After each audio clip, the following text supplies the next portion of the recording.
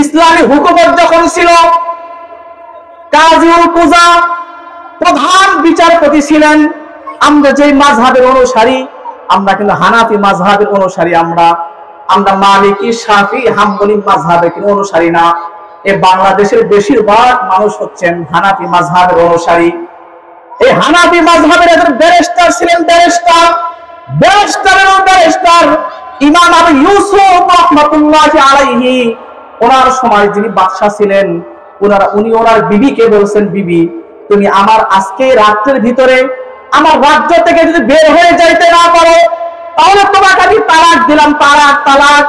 তুমি আজকে রাত্রে তালাক হয়ে যাবে, আর আজকে রাত্রের ভিতরে আমার এই রাষ্ট্র থেকে বের হয়ে যাইতে পারলে তুমি তালাক হবে না।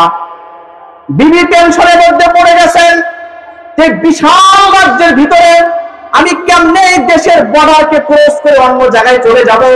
তখন তো গাড়ি ঘোড়া ফেলার কোনো ব্যবস্থা, কোনো কিছুই ছিল না। ওই সব পেরেশানির মধ্যে বিবি পড়ে গেছেন, হায়রে আমি আজকে রাতে যদি এই রাষ্ট্র থেকে বের হয়ে অন্য জায়গায় যাইতে না পারি, তাহলে আমি তো তালাক হয়ে যাব, আমার কি হালাত, কি অবস্থা হবে।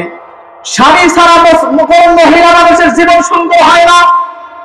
যদি আপনি বিবাহ শাদী দিয়ে দেন, স্বামী মারা যায়, স্বামীর ঘর থেকে ফিরে বাপের ঘরে চলে আসে, তার কোনো মর্যাদা মর্তবা সমাজের মধ্যে থাকে না। উনি টেনশন পেরেশানির মধ্যে পড়ে গেছেন, হাই রে হাই, আজকে রাত্রের মধ্যে রাজ্যের ভিতর থেকে বের হতে না পারলে আমি তালাক হয়ে যাব। এখন কি করা যায়? ওই সময় সবচাইতে বড় আলেম, হানাফি মাযহাবের ব্যারিস্টার, আইন বিচারক, অ্যাডভোকেট ইমাম আবু ইউসুফ রাহমাতুল্লাহি আলাইহি, উনি যখন জানতে পারছেন বাদশার বিবি বিপদের মধ্যে পড়ে গেছেন, তখন উনি ওনার বিবির কাছে খবর পাঠায়া দিয়েছেন, তোমার বাদশার রাজ্য ত্যাগ করে যাইতে হবে না, তুমি আজকে রাতে আল্লাহ পাকের ঘর মসজিদের মধ্যে অবস্থান করো। বলো সুবহানাল্লাহ। মসজিদের মধ্যে অবস্থান করলে কি হবে? বাদশা ঘোষণা করছেন, আমার ক্ষমতার এরিয়া, আমার রাষ্ট্রের বাহিরে তোমাকে চলে যেতে হবে আজকে রাত্রের ভিতরেই, তাছাড়া তুমি তালাক। কিন্তু তুমি তো তোমার রাষ্ট্রের এরিয়ার মধ্যে নাই, তুমি কোথায় অবস্থান করতেছো? আল্লাহ পাকের ঘর মসজিদ। বলেন সুবহানাল্লাহ। মসজিদে কোনো রাষ্ট্রপ্রধানের ক্ষমতা চলে না, মসজিদে কোনো ব্যক্তির কোনো বাহাদুরি, কোনো বীর বাহাদুরি কোনো কিছুই চলে না। মসজিদ এমন একটা সংরক্ষিত জায়গা, এই জায়গাতে সবাই খাদেম, সবাই খেদমত করার জন্য আসছে। এমনকি মসজিদের ইমাম যিনি হবেন, তিনিও মন গড়া করে কথা বলার শক্তি, সাহস তার মধ্যে থাকবে না। তাকে কোরআন হাদিসের সঠিক কথাই তাকে বলতে হবে। ওই সভাপতি সেক্রেটারির চেহারার দিকে তাকায়া কথা বলার সুযোগ নাই। মসজিদের যিনি সভাপতি থাকবেন, সে মসজিদের খাদেম, তাকেও সেখানে বীর বাহাদুরি, মসজিদের আদবকে নষ্ট করে কথা বলার কোনো ক্ষমতা নাই। রাষ্ট্র প্রধানের মসজিদের ভিতরে কথা বলার কোনো ক্ষমতা নাই। মসজিদ একমাত্র আল্লাহ পাক সংরক্ষিত ঘর, আল্লাহ পাকের ঘর। এই জন্য ইমাম আবু ইউসুফ রাহমাতুল্লাহি আলাইহি বলেন, বাদশাহ ঘোষণা করছেন, আমার রাষ্ট্রের এরিয়ার বাহিরে চলে যাও, না গেলে বিবি তুমি তালাক। তুমি আমার আল্লাহ পাকের ঘর মসজিদের মধ্যে প্রবেশ করো, তুমি কোনোদিনও তালাক হবে না। রাষ্ট্রের ক্ষমতার যতটুকু এরিয়ার মধ্যে চলে, ততটুকু এরিয়ার ভিতর থেকে তুমি বের হয়ে চলে আসছো, তুমি এমন একটা জায়গার মধ্যে আসছো, এই জায়গার নাম হলো মসজিদ। বলেন সুবহানাল্লাহ। এই জন্য মসজিদের দাম, মর্যাদা এত বেশি। এজন্য আপনারা দেখবেন, একটা বিষয় খুব ভালো করে মনে রাখবেন, আমার জবান থেকে আজকের পর থেকে এই কথাটা খেয়াল করবেন। আমি কি কথা বললাম? সেই কথাটা হলো এই, আরব আমিরাতের মানুষ যত জায়গায় দান দক্ষিণা করে, দান খয়রাত করে, তারা কিন্তু দুইটা জায়গাতে মাত্র দান করে। খুব ভালো করে মনে রাখবেন। মনে হয় কথা আর কখনো শোনেন নাই। আরবের মানুষ, যারা আরবের মানুষ, তারা দুই জায়গাতে বেশি দান খয়রাত করে। এক নম্বর জায়গা তারা মসজিদে দান খয়রাত করে। এজন্য বাংলাদেশের জমিনে অনেক মসজিদ দেখবেন, এগুলো কুয়েতি সংস্থার মসজিদ, এগুলো আরবের অমক তমক দান করছে সেই মসজিদ ঘরে। এগুলো আমাদের দেশের রাষ্ট্রপ্রধানরা অমক তমকের তত্ত্বাবধানে এটা নির্মাণ করা হয়েছে, ঠিক আছে, কিন্তু অর্থ কিন্তু তাদের। আরব আমিরাতের মানুষ দুইটা জায়গাতে তারা বেশি দান খয়রাত করে। একটা হলো তারা মসজিদের মধ্যে দান খয়রাত করে, দ্বিতীয় নাম্বার জায়গা তারা মানুষের পানির ব্যবস্থা করে দেয়। বলে সুবহানাল্লাহ। তারা পানির ব্যবস্থা কেন করেন? আল্লাহর পয়গম্বর একজন সাহাবী ছিলেন সালেম, হযরত সালেম রাদিয়াল্লাহু তাআলা আনহু। ওনার আম্মা জান যখন দুনিয়ার থেকে বিদায় গ্রহণ করছেন, ওনার আম্মা যখন ইন্তেকাল করছেন, একটু পিছায়া দেন ভাই। ওনার আম্মা যখন দুনিয়ার থেকে বিদায় গ্রহণ করছেন, আম্মা তো আম্মাই, আম্মার সাথে কারো কোনো তুলনা হয় না। আল্লাহ রাসূলের সাহাবী সালেম উনি আল্লাহর পয়গম্বরের কাছে চলে গেছেন।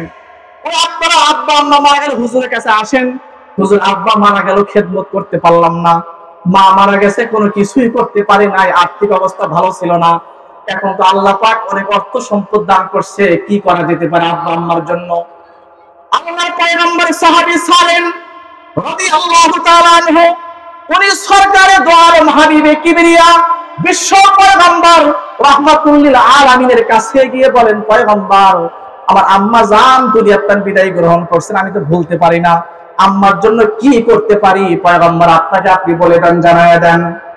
আল্লাহর হাবিব বলেন, সালেম তুমি তোমার আম্মার জন্য পানি দান করো। পানি পানি তো পানি কেমনে দান করবেন? হযরত সালেম রাদিয়াল্লাহু তাআলা আনহু উনি গিয়ে সুন্দর করে মুসলমানদের জন্য একটা কূপ খনন করছেন। কূপ খনন করে আরবের মুসলমানদের জন্য কূপটাকে ওয়াকফ করে দিয়েছেন। বলেন সুবহানাল্লাহ। কেন? এটা পানি এমন একটা জিনিস, এটা কোনোদিন নিষেধ করতে হয় না। যারা হজ্জে বাইতুল্লাহ করার জন্য মক্কাতুল মুকাররমায় গেছেন, দেখবেন পানি মানুষ কাঠুনে কাঠুনে মানুষকে দেয়, খেজুর খাওয়ার জন্য দেয়, কত কিছু মানুষদেরকে দেয়। পানি এমন একটা মর্যাদাশীল জিনিস, এটা কোনোদিন কোনো মানুষকে নিষেধ করতে হয় না। পানি এমন একটা দামি জিনিস, রাসূল ওই জিনিসটাই সালেম রাদিয়াল্লাহু তাআলা আনহুকে দান করার জন্য ওসিয়ত করছেন, বলে দিবেন। এজন্য এখনো পর্যন্ত আরব আমিরাতের মানুষ দেখবেন অনেক টিউবওয়েল বাংলাদেশে ওনারা দান করে, অনেক মসজিদে ওযুখানা বানায় দেয়, দেখবেন আরবিতে লেখা আছে অমুক দান করছে। এবং আল্লাহ পাকের ঘর মসজিদ, মসজিদের জন্য এজন্য তারা দান করে। মসজিদ এমন একটা জায়গা, এমন একটা দামি জায়গা, এই মসজিদে একটা টাকা দান করলেও পয়গম্বর বলেন আল্লাহ পাক জান্নাতের মধ্যে তার জন্য স্বর্ণের তাজমহল বানায় রাখে। বলেন সুবহানাল্লাহ। মুসলমান ভাইরা আমার, খুব ভালো করে বুঝবেন, দুনিয়ার সব কিছু ধ্বংস হতে পারে, আল্লাহ পাকের ঘর এই মসজিদ কিন্তু ধ্বংস হবে না। আমি ভারতে লেখাপড়া করছি, দারুল উলুম দেওবন্দে। ভারতের একটা জায়গা আছে হায়দ্রাবাদ, আপনারা অনেকে যেতে পারেন। ভারতের হায়দ্রাবাদের পাহাড়ের পাশে সুন্দর একটা মসজিদ নির্মাণ করা আছে। এখানে কোনো মানুষ নাই, তেমন কোনো জনবসতি নাই। সুন্দর সুন্দর বড় বড় পাহাড়, পাথরের পাহাড়।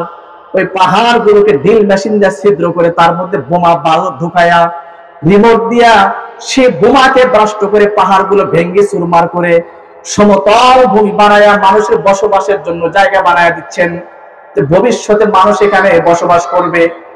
ওই সময় আরব আমিরাতের কিছু মানুষ ব্যবসা বাণিজ্য করার জন্য তারা হিন্দুস্তানের জমিনে আসছেন। আসার পরে তারা দেখেন এখানে এক সময় মানুষ বসবাস করবে, এজন্য তারা আগেই অগ্রিম সেখানে একটা মসজিদ নির্মাণ করে গেছেন। বলেন সুবহানাল্লাহ। মানুষ তো এখানে বসবাস করবে, যেই সময় মানুষ বসবাস করার জন্য আসবে, হতে পারে ওই সময় আমি হতভাগা এই জমিনের মধ্যে থাকবো না, কিন্তু আমি যে আগে একটা মসজিদ নির্মাণ করে যাইতে পারি, আল্লাহ পাক এই মসজিদের খাতিরে রব্বে কারীম জান্নাতে আমার জন্য স্বর্ণের তাজমহল বানায় দিন। বলেন সুবহানাল্লাহ। এজন্য তাদের মধ্যে এখন অনুভূতি, এই চেতনা তাদের মধ্যে এখনো আছে যে তারা মসজিদ নির্মাণ করার ক্ষেত্রে কার্পণ্য করে না, তারা সুন্দর সুন্দর মসজিদ নির্মাণ করে। তাদের কাছে মসজিদের জন্য অনুদান চাইলে তারা কোনোদিন নিষেধ করতে জানে না। এজন্য মুসলমান ভাইরা আমার, যাদেরকে আল্লাহ তাআলা অর্থ সম্পদ দান করছেন, আপনাদের গাজীপুর কিন্তু এত জনবসতি আগে ছিল না। এই ইন্ডাস্ট্রি, মিল, ফ্যাক্টরি হওয়ার কারণে বাংলাদেশের বিভিন্ন জায়গা থেকে মানুষ এখানে আসছে, যার কারণে আপনাদের এখানে ঘন বসতি হয়ে গেছে।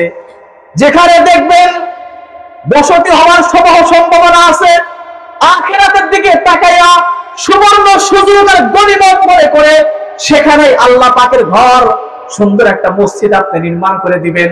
কত দাম, মর্তবা, মর্যাদা। দুনিয়াতে সুন্দর বাড়ি বানাইছেন মুসলমান, এখন দুইটা চক্ষু বন্ধ হয়ে গেলে এই বাড়িটা আপনাকে 5 মিনিটের জন্য সন্তানরা রাখবে না। বলেন কথা ঠিক কিনা? সুন্দর বাড়িতে সন্তানরা আপনাকে রাখবে না। তাড়াতাড়ি গোসল করাবে, কাপড়ে কাপড় পরিধান করাবে, কান্নাকাটিও করবে, আবার কবর খনন করবে। জিজ্ঞাসা করা হয় কেন কান্নাকাটি করো, আবার কবর খনন করো, তোমার আব্বাকে 2-3 দিন ঘরের মধ্যে একটু রাখো না। বলবে যে মরা লাশকে ঘরের মধ্যে কোনোদিনও রাখা যায় না। যদি প্রশ্ন করা হয় এই সুন্দর ঘর তো তুমি নির্মাণ করো নাই, এই ঘর তোমার আব্বাই মুহতারাম উনি তো ঘর নির্মাণ করছেন, তুমি তো ওয়ারিশ সূত্রে ঘরের মালিক হবে। এই ঘর যার তিনি ইন্তেকাল করছেন সেই ঘরের মধ্যে থাকবে, তোমার সমস্যা কি? সন্তানটা কোনোদিনও রাজি হবে না ওই লাশকে মুহূর্তের মধ্যে ঘর থেকে বের করে দিতে পারবেন, ঠিক কিনা? এজন্য দুনিয়ার মধ্যে যদি কোনো কিছু সম্পদ করতে হয়, ঘর বাড়ি আপনি করতে চান, সূরা আল ইমরানের ওই আয়াত আমাদেরকে আল্লাহ পাক শিখিয়ে দিচ্ছেন, আমি কিন্তু থাকার বাসস্থান সর্বপ্রথম দুনিয়াতে বানাই নাই, আমি দুনিয়ার জমিনে সর্বপ্রথম যে ঘরটা বানাইছি ওটার নাম হলো মসজিদ। বলেন সুবহানাল্লাহ। মসজিদ থেকে আপনাকে বের করে দিবে না। আপনার পোলার বউ, পুত্র বধূ অনেক সময় শ্বশুরকে বাড়ির থেকে বের করে দেয়, পোলারা পর্যন্ত শ্বশুরকে বাড়ি, আপনার পিতাকে বাড়ির থেকে বের করে দেয়। এমন নজির দৃষ্টান্ত হাজার একটানা অনেক রয়েছে। কিন্তু আসবেন মসজিদের মধ্যে এসে সুন্দর করে বসে থাকেন, মসজিদের ইমাম কোনোদিনও আপনাকে তাড়ায়া দিবে না, বরং আপনার জন্য আফসোস করবে, দোয়া করবে। হয় কত সুন্দর মুরব্বী মসজিদের মধ্যে সবার আগে এসে দীর্ঘ সময় বসে থাকে, ইমাম সাহেব আপনার কাছে আগে আগে আপনার কাছে বসবে, আপনি ইন্তেকাল করলে সবার সামনে দাঁড়ায়া বলবে আল্লাহর বান্দা অনেক ভালো ছিলেন, উনি সবার আগে মসজিদে ঢুকতেন, সবার শেষে মসজিদ থেকে বের হইতেন, আমি ওনার সম্পর্কে মসজিদের ইমাম হয়ে সাক্ষ্য প্রদান করছি, উনি নিঃসন্দেহে একটা ভালো মানুষ। বলেন সুবহানাল্লাহ। আজকে আমরা জানাজার সময় দাঁড়ায় বলি ভাই লোকটা কেমন ছিল, মানুষকে সামনাসামনি বলবে লোকটা খারাপ ছিল, তা কোনোদিনও কোনো মানুষ বলবে না, আপনার কর্মই বলে দিবে আপনি ভালো ছিলেন না খারাপ ছিলেন। গাছ তোমার নাম কি, ফলে পরিচয়, গাছ তোমার নাম কি, ফলে পরিচয়। আপনি মসজিদের বারান্দায় আসেন নাই, এজন্য একটা শরীয়তের একটা বিধান আছে, মানুষ যখন দুনিয়ার তার বিদায় গ্রহণ করবে তার জানাজার ইমামতি কে করবে? আমাদের বাংলাদেশে অনেক জায়গায় মাঝখানেও আছে যে মানুষ ইন্তেকাল করলে তার জানাজা তার নাতিয়ে পড়ায়, ভাইগনায় পড়ায়, ছেলে পড়ায়। কথা বলেন ঠিক কিনা? এটা কিন্তু ভুল মাসলা। আজকে ভালো করে শুনে রাখেন, মানুষ ইন্তেকাল করলে তার জানাজার ইমাম হওয়ার জন্য উপযুক্ত ব্যক্তিকে, সর্বপ্রথম তার উপযুক্ত ব্যক্তি হচ্ছে মসজিদের ইমাম। যে ব্যক্তিকে তার জীবদ্দশায় ওই মৃত ব্যক্তি ইমাম বানাইছে, মৃত্যুবরণ করার পরেও ওই আল্লাহর বান্দার ইমামতি হওয়ার উপযুক্ত ওই মসজিদের ইমাম। আমরা মনে মনে ভাবি অমুক ইন্তেকাল করছেন, তার ইমামতি উনি করবেন, ওনার নাতি আছে, ওনার সন্তান আছে, ইমামকে কোনো কিয়ারি করে না, কোনো কিছুই বলে না। ভুল এটা। যাকে জীবদ্দশায় ইমাম বানাইছেন উনি হলেন আসলে ওনার ইমাম। মৃত অবস্থায় যখন দুনিয়ার তার বিদায় গ্রহণ করবেন ওই সময়ও জানাজার ইমাম হওয়ার যোগ্য 1 নাম্বার উপযুক্ত ব্যক্তি হচ্ছেন মসজিদের ইমাম। সুবহানাল্লাহ বলেন। এজন্য মসজিদের ইমামের সাথে ভালো সম্পর্ক রাখবেন, ওনাদের সাথে ভালো সম্পর্ক রাখলে আপনি ঠকবেন না, ওনারা আপনাকে জান্নাতের কথা বলবে। এই যে এখানে বসে বয়ান করি, মসজিদের মেম্বারে কথা বলি, কোন কথা যদি আপনার দিলে আঘাত লাগে, শক্ত হয়ে যায়, এটা কিন্তু নিজের দায়িত্ব পালন করার জন্য বলি। তো হক কথা আমি বলতে না পারি, এই ইমামতি আমাকে জাহান্নামের গর্তের মধ্যে ফেলে দিয়ে। বলেন কথা ঠিক কিনা? এটা আমার জিম্মাদারের দায়িত্ব, কর্তব্য। মসজিদে ইমামতি আমার চলে যেতে পারে, আমার চাকরি চলে যেতে পারে, রিজিক কখনো চলে যাবে না। রিজিকের মালিক মসজিদ না, মসজিদের কমিটি কোনোদিন রিজিকের মালিক হতে পারে না। রিজিকের মালিক হচ্ছেন একমাত্র আল্লাহ। বলেন সুবহানাল্লাহ। এজন্য দেখবেন হক কথা বলার কারণে পুরো ইমামের চাকরি যদি চলে যায়, রব্বে কারীম তার থেকে ভালো পজিশনের জায়গা আল্লাহ পাক তাকে মিলায় দেয়। কেন? এমন সৈনিক আল্লাহ পাকের দরকার আল্লাহ পাক ওই মিশন ভীষণ বাস্তবায়ন করার জন্যই লক্ষাধিক পয়গম্বরকে জমিনের মধ্যে পাঠাইছেন। বলেন সুবহানাল্লাহ। এজন্য করতে রাগ করবেন না যে ইমাম সাহেব গোজা মিল দিয়ে চলে, হক কথা সঠিক কথা মসজিদের মেম্বার থেকে বলে না, ওই ইমামকে কখনো বন্ধু ভাববেন না। ওই ইমাম আসলে প্রকৃতপক্ষে সে আব্দুল বাতেন না, সে হলো আব্দুল বতন, ত্যাগ পূজা করার জন্য মসজিদ ইমামতি করে। বলেন করা ঠিক কিনা?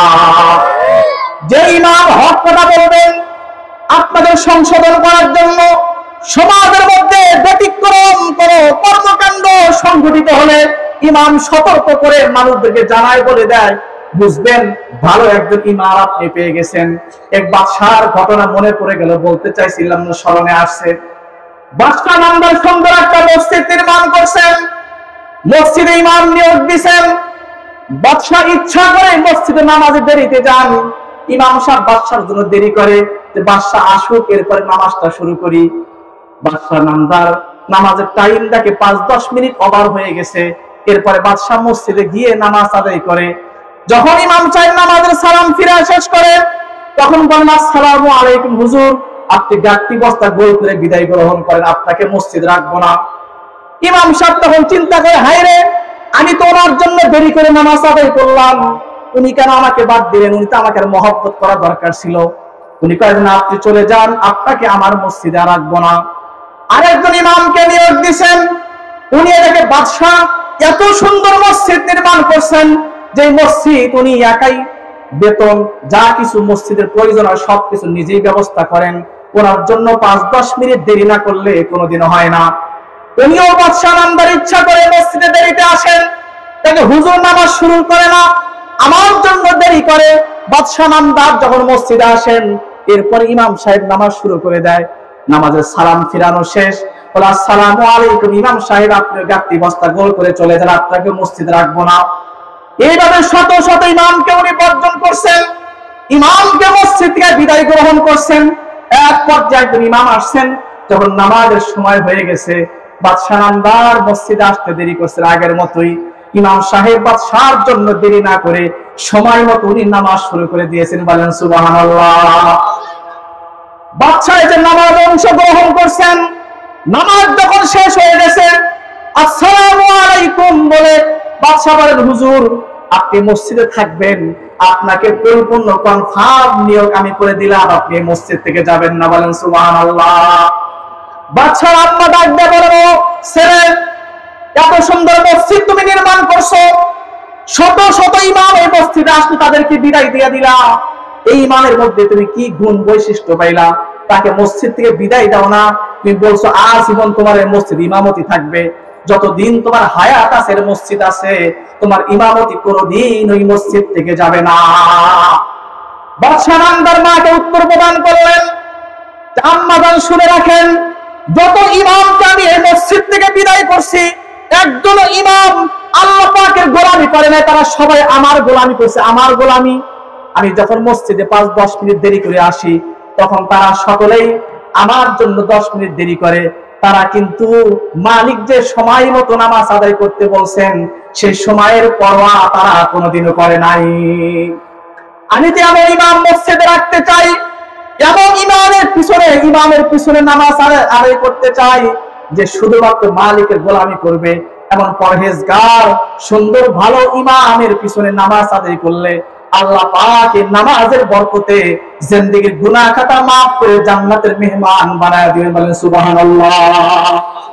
এজন্য মুসলমান ভাইরা আমার, হক কথা সঠিক কথা যে ব্যক্তি বলে না, ইলমকে গোপন করে, আহকামুল খুতবার মধ্যে এই হাদিসটা আনছে, মান কাতাবা ইলমান আলিমাহু, যে ব্যক্তি ইলম অর্জন করার পরে ওই কথাকে গোপন করে রেখে দেয়, মানুষকে বলে না, উলজিমা ইয়াউমাল কিয়ামাতি বিলিজামিন মিন নার। হাবিবে কিবরিয়া বলেন, তুমি কোরআন হাদিসের জ্ঞান অর্জন করছো, তুমি সঠিক কথা বলতে পারো নাই, ইলমকে গোপন করে রেখে দিয়েছো, এই গোপন করার কারণে তোমার কি শাস্তি হবে জানো? আল্লাহ পাক তোমাকে অধোমুখী করে উপর করে জাহান্নামের আগুনের মধ্যে তোমাকে আল্লাহ পাক নিক্ষেপ করে দিবে। বলেন নাউজুবিল্লাহ। এজন্য যে ইমাম হক কথা বলে, সঠিক কথা বলে, কোন কথা যদি আপনার শরীরের মধ্যে লাগে তাহলে বুঝবেন আপনার সংশোধন হবে। আপনার রোগ ধরা পড়ছে, ডাক্তারের কাছে যাওয়ার পর রোগ ধরা পড়লে মানুষ কিন্তু খুশি হয়, কারণ ডাক্তারের কাছে যাওয়ার পর রোগ ধরা পড়লে মানুষ খুশি হয়। রোগ ধরা না পড়লে সে রোগের চিকিৎসা করা যায় না। সারা জীবন মসজিদের ভিতরে আসেন জুমার নামাজ আদায় করার জন্য, মসজিদে এসে বছরকে বছর ইমাম সাহেবের জবান থেকে কথা শুনেন, আপনি যে নামাজ পড়েন না এমন কথা মসজিদের ইমাম সাহেব কখনো বলে না। আপনি সুদী কারবারের সাথে জড়িত সম্পৃক্ত, ইমাম সাহেব কোনোদিন সুদের কথা বলতে যায় না, আপনার শরীরে লাগে না। আপনি ঘুষ খান, মানুষের জমি বেদখল করেন, ভূমি দখল, আপনি অন্যায় অপরাধ কর্মকাণ্ডের সাথে জড়িত সম্পৃক্ত, ইমাম সাহেব কোনোদিন মসজিদের মেম্বার থেকে বলে নাই, এই কথা আপনার শরীরে কোনোদিন লাগে নাই। আপনি ভাবতেছেন ইমাম সাহেব খুব ভালো, আমার যা দোষ তা ইমাম সাহেব আমার সামনে বলে না। বুঝতে হবে যে আপনি ভালো ডাক্তারের কাছে যান নাই, ভালো হসপিটালে এখন পর্যন্ত যাইতে পারেন নাই। ভালো হসপিটাল, ভালো ডাক্তার উনি যার কাছে গেলে ভিতরে রোগ ব্যাধি ধরা পড়ে। শারীরিক রোগের চিকিৎসা করা সুন্নাত, আর আত্মার রোগের চিকিৎসা করা হচ্ছে ফরজ। বলেন সুবহানাল্লাহ। আত্মার রোগের চিকিৎসা করা ফরজ। আপনার শরীরে রোগ ব্যাধি হয়েছে, তাতে কি হয়েছে? আপনি পরিপূর্ণ সুস্থ থাকলে একদিন বিদায় গ্রহণ করতে হবে, এই দুনিয়াতে কোনো মানুষ থাকতে পারবে না। আমি টাঙ্গাইলের এক বড়র কাছ থেকে শুনেছিলাম, টাঙ্গাইলে এক ব্যক্তি ছিলেন, মানুষের সাথে হাত মিলাইতেন না, মুসাফা করতেন না। প্রতিদিন ডাক্তারকে চেক আপ করাইতেন, দেখাইতেন, তো শরীরে কোনো রোগ যেন ওনার সাথে সম্পৃক্ত হতে না পারে প্রতিদিন উনি চেক আপ করতেন। উনি কারোর সাথে হাত মিলাইতেন না, নিজে তৈরি করে খাবার খেতেন, খুব হেফাজতে চলতেন, যাতে করে দীর্ঘদিন পর্যন্ত দুনিয়াতে উনি বসবাস করতে পারে। আল্লাহর বান্দা কতদিন হায়াত পাইছে? 50 বছর পর্যন্ত হায়াত দুনিয়াতে পাইছে। এরপরে সে বিদায় গ্রহণ করছে। হায়াত যখন শেষ হয়ে যাবে, আপনি যতই সুস্থ থাকেন না কেন এই জমিনে আর থাকতে পারবেন না। ওই কথায় কোরআনের সূরা মুনাফিকুনের মধ্যে রব্বুল কারীম বলেন, সূরা মুনাফিকুন কোরআনে কারীমের 63 নম্বর সূরা। বিদায় হজের সময় রাসূলুল্লাহ যে উটগুলা জবাই করেছিলেন, কয়টা উট রাসূল জবাই করছেন? 63টা উট রাসূল জবাই করার পরে ক্লান্ত হয়ে গেছেন, আর কিন্তু জবাই করেন নাই। ছুরি সাহাবায়ে কেরামের কাছে দিয়ে দিয়েছেন। মুফাসসিরিনে কেরাম হিকমত বয়ান করছেন, রহস্য। রাসূল 63টা উট জবাই করার পরে ক্লান্ত কেন হলেন? 64 নাম্বার উট কেন রাসূল জবাই করলেন না? তাই এই কথাটা মুফাসসিরিনে কেরাম বলেন, আল্লাহর নবীর হায়াত ছিল 63 বছর, এটা মানুষ তখন বুঝতে পারে নাই। এই কথাটাই কোরআনের সূরা মুনাফিকুনের মধ্যে আল্লাহ পাক বলেন, যখন ইজা জাআ আহাদাকুমুল মাউত, যখন তোমার কাছে মওত উপস্থিত হবে, তখন 1 সেকেন্ড সময় আর তোমাকে দেওয়া হবে না। তুমি যদি প্রাসাদের মধ্যে দাবি করো, বিল্ডিং এর মধ্যে অবস্থান করো, কোরআন বলে ওয়ালাউ কুনতুম ফি বুরুজিম মুশাইয়াদা, তুমি যদি মজবুত প্রাসাদের মধ্যে অবস্থান করো, মালাকুল মউত আজরাইল সেখানে পৌঁছে যাবে, সেখান থেকে বাঁচার কোনো কায়দা নাই। অনেক আল্লাহর বান্দাকে আমরা দেখি, ডাক্তার ফেরত দিয়ে দিয়েছে, ভালো মন্দ খাওয়ায়েন, এরপরেও অনেক দিন দুনিয়াতে আল্লাহর বান্দা জীবিত থাকেন। কথা বলেন ঠিক কি না? পরিপূর্ণ সুস্থ মানুষ, শরীরে রোগ ব্যাধি নাই, টকবগে যুবক, ভাবতে পারা বিছানাতে ঘুমাইছেন, আল্লাহর বান্দার হালাত অবস্থা এমন যে ঘুমাইছেন, সকালবেলা বিবি ডাকে আর ঘুম থেকে জাগ্রত হয় না, তাকে ডাকার পরে আর ডাকে না। আমার এক আত্মীয়, আমার মামার শালার ওয়াইফ, এই গাজীপুর কোনাবাড়িতে গার্মেন্টসে চাকরি করতেন। বিবি রান্না করে ডাকে যে তাড়াতাড়ি উঠো, তাড়াতাড়ি উঠো, অফিসের সময় হয়ে গেছে। অনেকবার ধাক্কা ধাক্কি করার পরে আল্লাহর বান্দা নড়েও না, উঠে না। দেখে আল্লাহর বান্দা অনেক আগে, আগ রাতে দুনিয়ার প্রাণ বিদায় গ্রহণ করছে, বিবিরও কোনো খবর নাই। এজন্য মুসলমান ভাইরা আমার, যতদিন হায়াত আল্লাহ পাক রাখছেন ততদিন দুনিয়াতে থাকতে পারবে, এরপরে থাকার আর কোনো কায়দা নাই, এরপরে কোনো মানুষ থাকতে পারবে না। হাজার রোগ ব্যাধি আপনার শরীরের মধ্যেও যদি থাকে, আর আপনার হায়াত যে পর্যন্ত বাকি আছে, এর আগেও কোনোদিন আপনি এই দুনিয়ার প্রাণ বিদায় গ্রহণ করবেন না। আপনাকে পরিপূর্ণ সুস্থ রাখছে রব্বে কারীম, আপনার হায়াত শেষ হয়ে গেছে, কোনো না কোনো ভাবেই আল্লাহ পাক দুনিয়া থেকে আপনাকে উঠায় নেবেন। আমরা সকলে মহব্বত সরে জিকির করি, লা ইলাহা ইল্লাল্লাহ, লা ইলাহা ইল্লাল্লাহ। না